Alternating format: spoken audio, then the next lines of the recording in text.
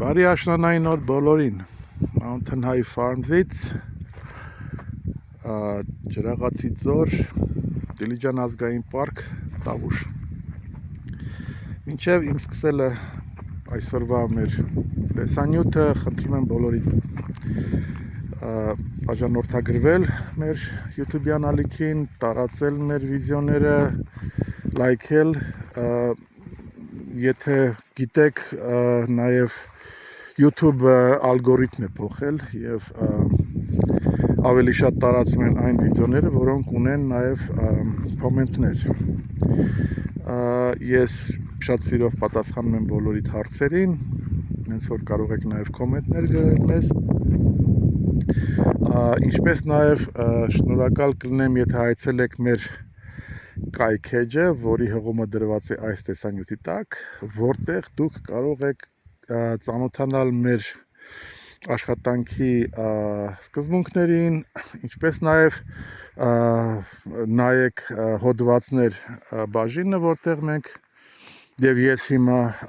ակտիվորեն հոդվածներ եմ տեղադրում տարբեր ձեզ հետաքրող թեմաներով,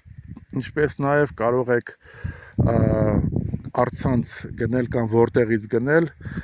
տեսնեք, թե որտեղից կարող եք գնել կամ որտեղ փորձել մեր արտակարգ, բարձրակարգ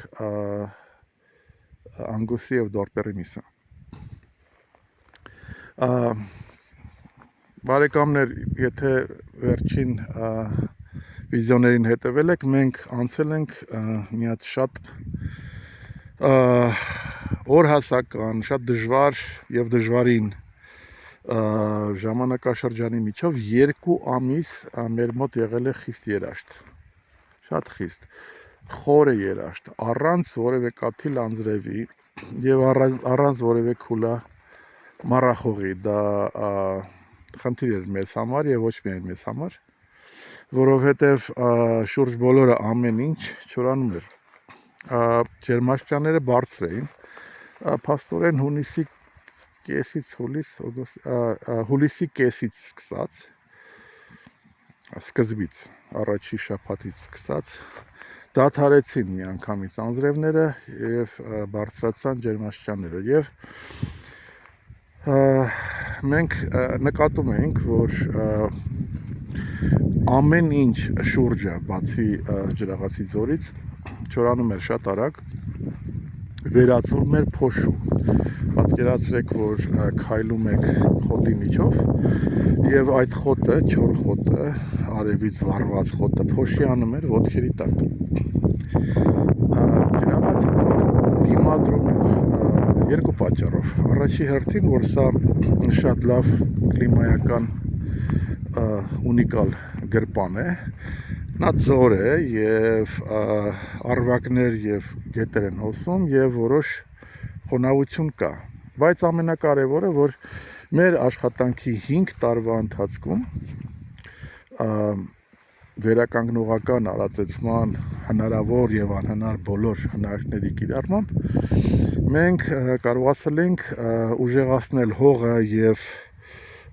նաեւ ուժեղացնել մեր բուսածածկը, իրականում բավական խորը արմատներ թողելով եւ այդ ռեգեներատիվ վերականգնողական արածեցման շնորհիվ արոտները վերականգնելով եւ բայց եւ դիմադրում էր, բայց 2 ամիս չունենալ անձրև եւ որևէ խոնավություն տեղացիները գիտեն եւ ասում են, որ 30 տարվա, վերջի 30 տարվա ընթացքում այդպիսի բան չի եղել։ Տավուշում, Դիլիջան ազգային պարկում անձրև չգա 2 ամիս, այդպես բան չի եղել։ Եվ դժվար էր եւ սկսեց չորանալը ամբողջ ձորը, վիդեոները երևի նայել եք, բացի որոշ կղզյակներից, որոնք ինչ-որ չափով դեռ դիմադրում էին, պակասում են եւ մեր համար դժվարին ժամանակ էր ստեղծել, որովհետև պարզվում էր, որ մենք, եթե մի քիչ էլ շարժվի, այսպես շարունակվի, մենք չենք ունենալու մենք չենք ունենալու արոտներ, արոտավայրում գտնվելով մենք չենք ունենալու արոտավայրեր, և բնությունը ամեն ինչ սպանում էր, ինչ արեցինք մենք, երևի տեսել եք, որ մենք սկսեցինք ասեմ բաց թողնելով այդ բոլոր արոտավայրերը, մեր անգուստներին և դորպերներին տեղափոխելով ուրեմն այդ կղզյակների վրայով, կղզյակից կղզյակ, այստեղ կանաչի դեռ պահպանվել է, այստեղ թուլանում է, այստեղ և դա արոտների կառավարման մղձավանջ է, հատկապես որ դու անցնում ես այդ ժամանակա ընթացքի միջով և չգիտես, իրականում չգիտես երբ է գալու անձրև, որովհետև մեր եղանակային տեսությունը կամ forecast-ը, որը ասում է քեզ ինչ եղանակ է լինելու մոտ, տակա մեկ ամսվա ընթացքում, ընդամենը բարի ցանկություն է,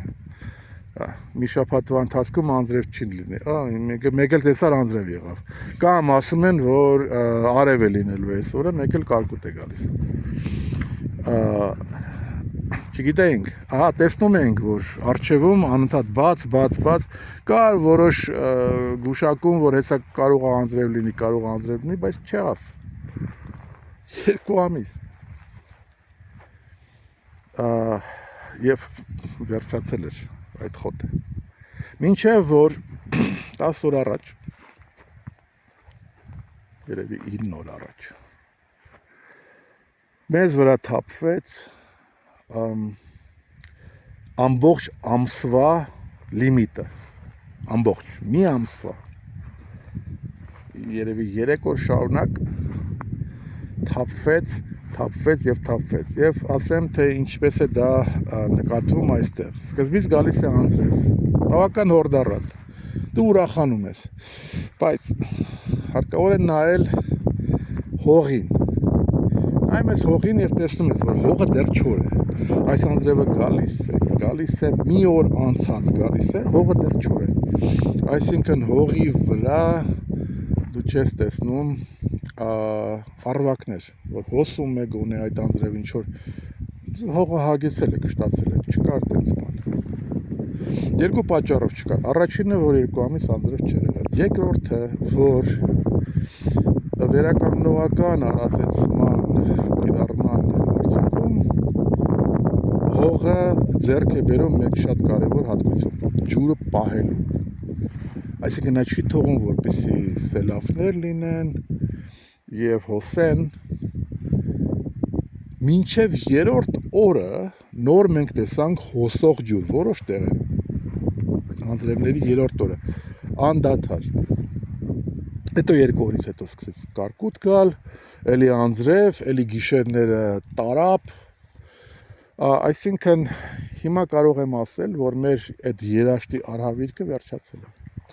և ինչ է տեղի ունեցել դրանից հետո, մենք ունենք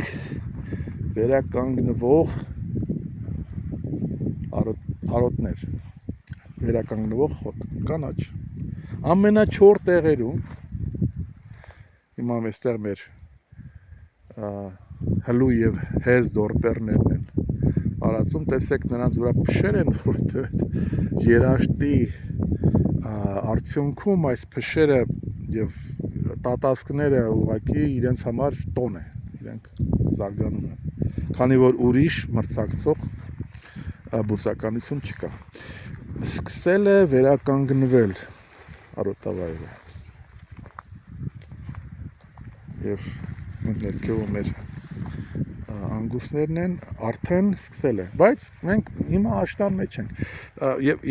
և տեսանելի է, ես ուղղակի լույսից դեմ, այսինքն այսպես տնեմ, գոնե, երևում է, որ արդեն այդ բլուրների վրա և սարի վրա, անտառին մի նայեք, միշտ կանաչ է, սկսել է արդեն վերականգնվել,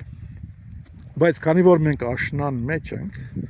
այդ վերականգնումը տեղի ունենում ավելի դանդաղ, քան թե կլիներ ամռանը կամ գոնե գարնանը։ Ոչինչ, դա նորմալ է, մենք գիտենք, որ հիմա մենք ունենք 1 կամ 2 վեգետացիա կախված անձրևներից եւ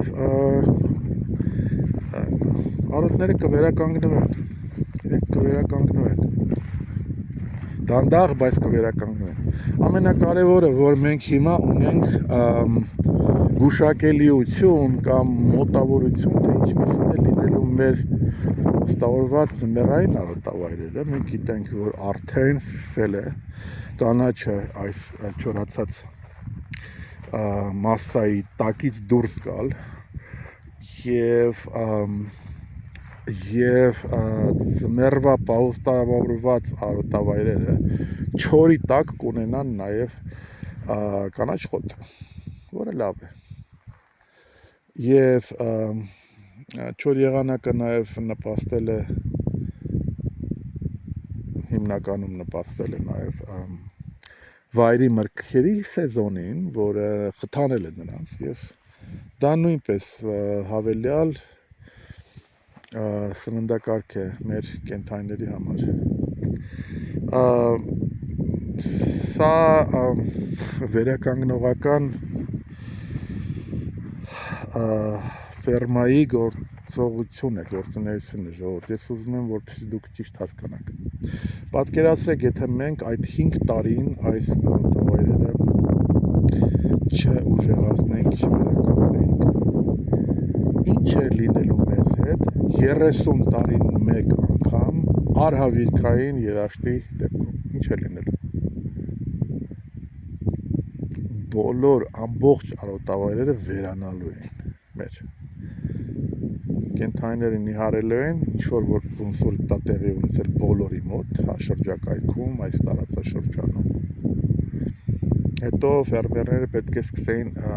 ձերբազատվել իրենց կենդանիների նիհարումը։ Հեսա կսատկի։ Այդ ժամանակ արդեն նաև գիշատիչ կենդանիներն են ուժեղանա, որովհետև կեր հայթայթելու նպատակով այդ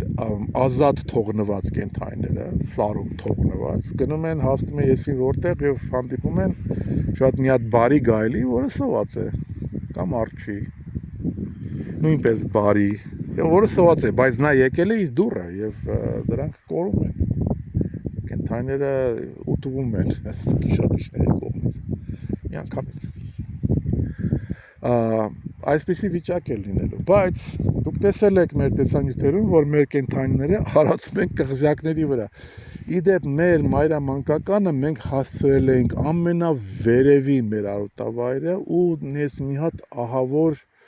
վերջի արդեն մեր հույսը դրանից են կողմ, եթե շարունակվեր, մենք չգիտենք ինչ պիտի անենք։ Եվ այնտեղ հասցնելուց 3 օր հետո անձրևը հորդաց։ Մեր կենդանիները չեն կորցրել քաշ, իրենք չեն նիհարել, ոչ տորտերները, ոչ անգուստները։ Միգուցե դանդաղել է, որովհետև այլապես նրանք ունեն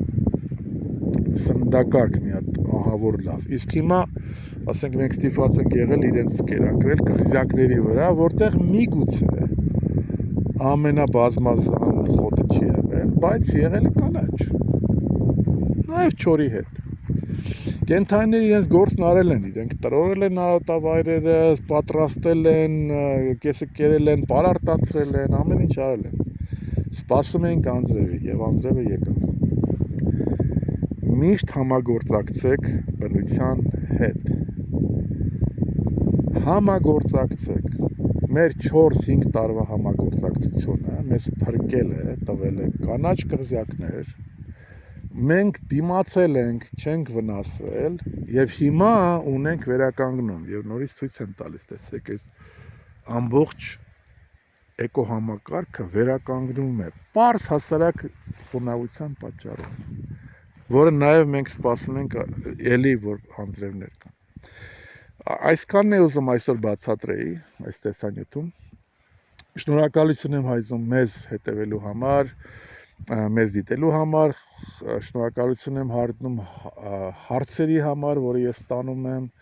որին սիրով պատասխանում եմ, հետևեք մեզ եւ եղեք առողջ, կհանդիպենք։